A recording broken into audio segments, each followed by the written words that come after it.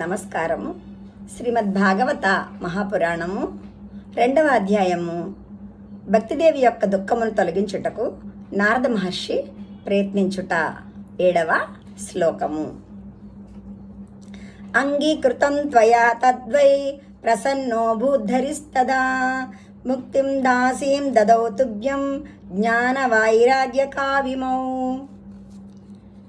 వెంటనే నీవు సరేనని భగవంతుని ఆజ్ఞను అంగీకరించితివి.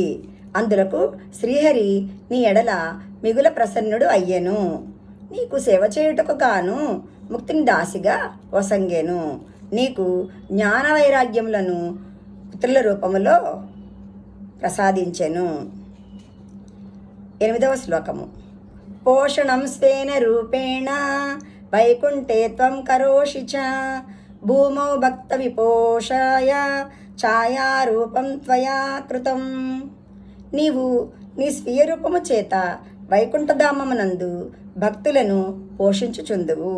భూలోకమునందు మాత్రము నీవు ఛాయారూపమును ధరించి భక్తులను చక్కగా పోషించదవు.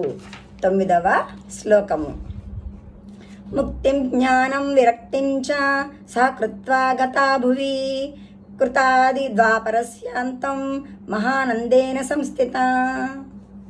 అనంతరము నీవు ముక్తిని, జ్ఞానమును, వైరాగ్యములను వెంటబెట్టుకొని భూతలమునకు చేరితివి.